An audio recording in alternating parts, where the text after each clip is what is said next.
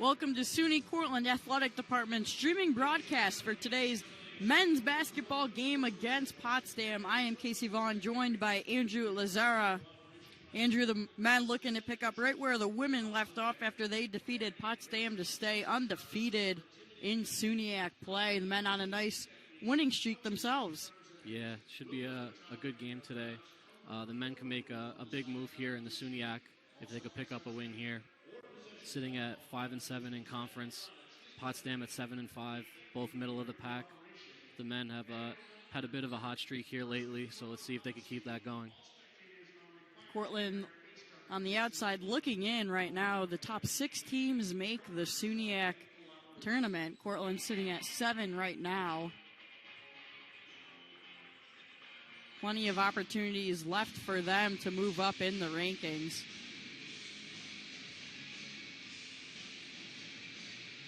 It will be Grunder and Kelly for the tip-off. The Red Dragons will get things started here from Corey Gymnasium.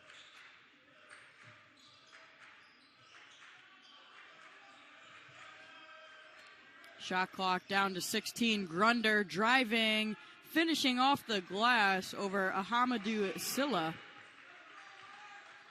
Strong finish there to start off the game for Grunder.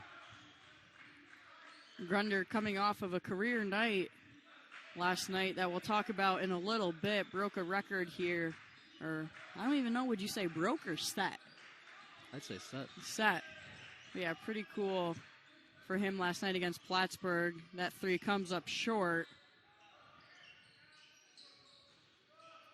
Hustis tries a 3 himself. Another miss. Third opportunity here for the Bears in one possession.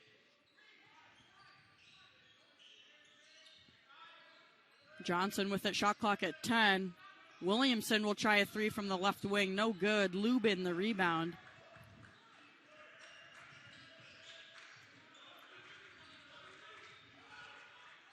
Lubin, his jump shot. Johnson the rebound. Advancing quickly for the Bears. He loses the ball off of his own shoe. This will be Cortland basketball. Good help there from Grunder on defense. Just getting his hand in there, making that ball loose, and it ended up off Potsdam. These two teams met back January 14th, so less than a month ago in Potsdam. Cortland won the game 81-72. Close game, Cortland escaping by 9. Austin Grunder led Cortland with 28 points, 15 rebounds as he hits a 3 from the top of the key. And he's a double-double machine. That he is. It's always good to see him get off to a hot start. Absolutely. This is just kind of similar to the start that we saw him get off to last night as well against Plattsburgh. Williamson driving, shooting over Grunder, can't convert. Yeah, when your top guy could come in and set the tone early, it really takes the edge off for the rest of the team. Lawton pulls a long-range jumper. His foot was on the line, so no 3.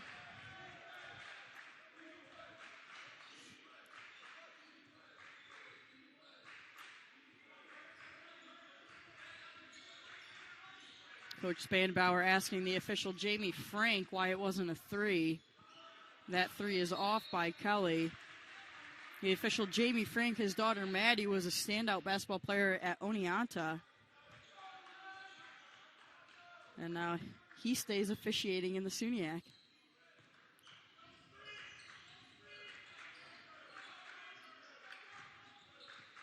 Potsdam defending man-to-man. They go inside to Grunder, matched up against Silla, and he is fouled as he went up, so he'll go to the line to shoot 2.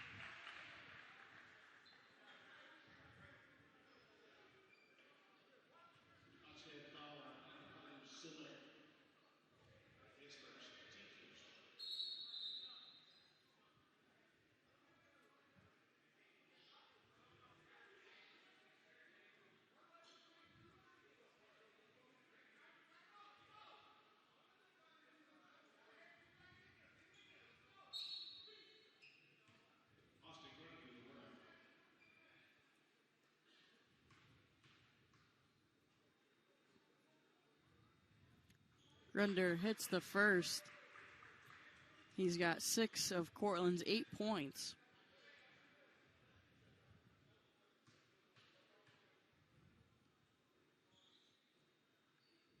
Two of 2 for Grunder from the line. Cortland now extending some full court pressure. 1-2-2 zone press.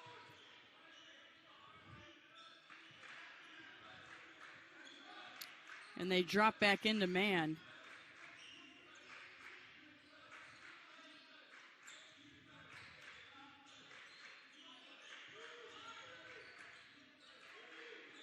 Johnson with it in the corner, driving on Lawton, kicks. Shot clock at 2. They got to get a shot off.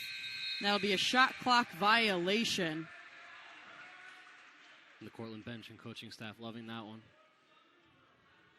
Cortland coming off back-to-back wins Tuesday against Fredonia and just last night against Plattsburgh.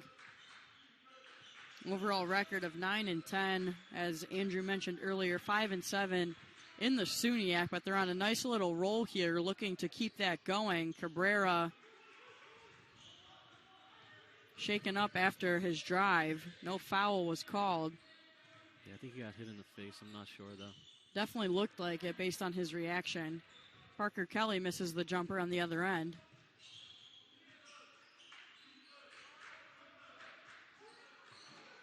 Linehan trying to feed Grunder back door. That ball intercepted by Silla, and he loses the handle. Kelly gets the shot up, goes off the front rim. It'll be a full timeout taken by head coach Jim Bechtel. I think that's a good timeout there, Casey. Looked like both sides were a little hesitant, a little out of sorts, if you will. Definitely. It's been a couple sloppy possessions back and forth for both teams. Kind of fast-paced up and down the court. But let's talk about Austin Grunder and what he did last night. The first triple-double in school history is what Austin Grunder did last night against Plattsburgh. 17 points, 12 rebounds, 10 assists. A huge congratulations to him for writing a new Cortland men's basketball record. And he also becomes the only the second SUNYAC player to accomplish that mark. And it was only a matter of time with Grunder. He's a double-double machine, like you said. He's going to have a night where he's passing the ball well, his teammates are making shots, and the formula was perfect last night for Grunder. Yeah, just tremendous. He's been tremendous for them all year. If you've been listening to our broadcast, he is tied 17th in the country at the Division III level with 11 double-doubles, which is what he averages, 19 points a game, 11 rebounds. And you can see a difference in Cortland when he's off the floor. He really sets the tone for the Red Dragons, just operates at such a high efficiency and does so many things for the team. Definitely the nucleus of that team, and especially that offense. He's looking to lead Cortland to their third straight win here. They've defeated their home court twice already this week, looking for the third. This 3 from the corner falls short by Hustis. And Grunder the board. And Potsdam 0 for 8, 0 for 9 so far. Excuse me. Lawton off the down screen / handoff type action. Another assist to Grunder, and Cortland is rolling. And if Lawton could get that shot going, it's going to be a big night for Cortland. And this was a tight matchup last time these two teams met. Cortland only winning by 9. The Red Dragons with some momentum here, getting off to a good start. If you're Potsdam, you don't want to dig yourself too deep into a hole. Yeah. Good deflection there just to stop the fast break. If you're Potsdam, want to try to get the ball inside, maybe draw a foul, make something happen. Just try to get on the board here. Potsdam coming into this game after a loss last night at nationally 17th ranked Oswego. Looking to turn things around here. Cortland played Oswego pretty tight a couple weeks ago when we were on the call, and boy, they are good. And I believe they clinched a spot already in the SUNYAC. Definitely Oswego. the team to beat in the SUNYAC. And Oswego, yes, they did. 13-0 in the SUNYAC, 19-1 overall. It's kind of special for a men's team and a women's team to be undefeated in the same conference in conference play. Pretty cool. Linehan stepping back, getting his shot off over Silla. Offensive board to Lubin. He kicks out. Grunder working inside and using his physique to get two, extending Cortland's lead to 14 now.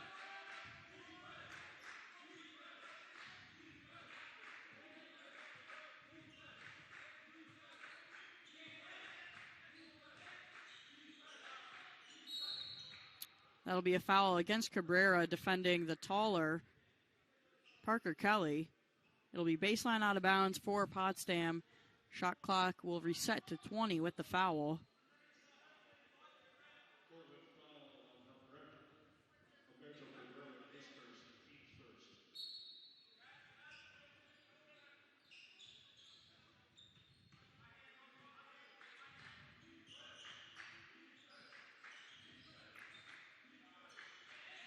Kelly thought about it from three, spinning, losing the handle right to Linehan. Linehan smart to slow things down a bit, 1 on 3.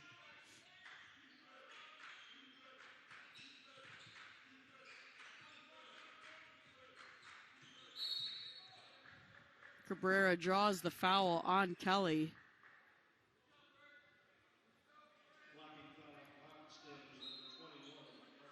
And if you're Cortland here, I don't think you could ask for a better start. Oh, no, not at all. 14-0, pitching a shutout so far. Potsdam really struggling from the floor. If I were Coach Bechtel, I'd tell him to try to get to the rim, draw some fouls, get to the free throw line, and try to get going from there. Definitely. Free throw line is always a team's best friend. Brian Pod checks in for the Bears. Lubin off the baseline entry, gets his own miss and puts it in. It's one thing you know you're going to get every night from Lubin is the tenacity, the hustle, and the finish there. Bears get it inside to Kelly. Shooting as he faded away from the basket. Lawton is called for the charge. That was an obvious call. Brian Pod on the receiving end.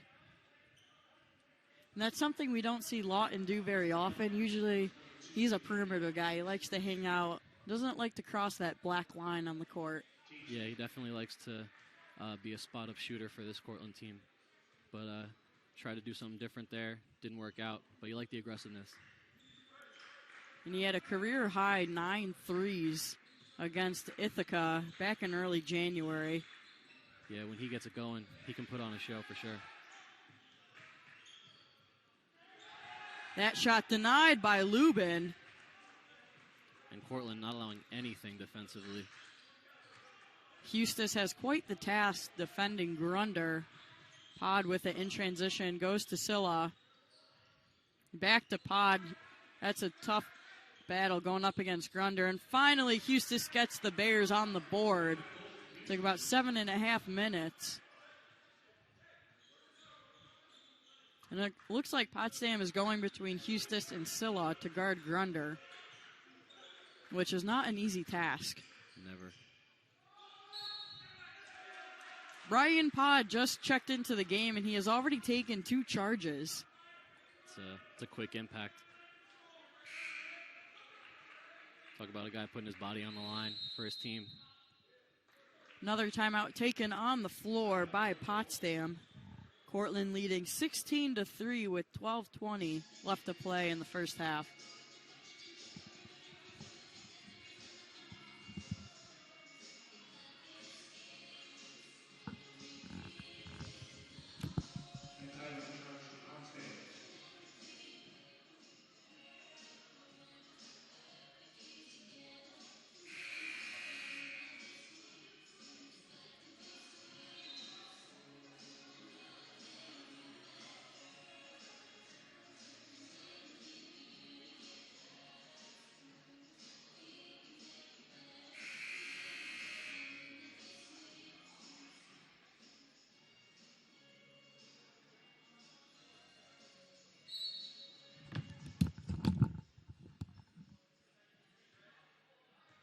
It'll be Potsdam basketball after the timeout. Eustis got him on the board with a 3 last possession.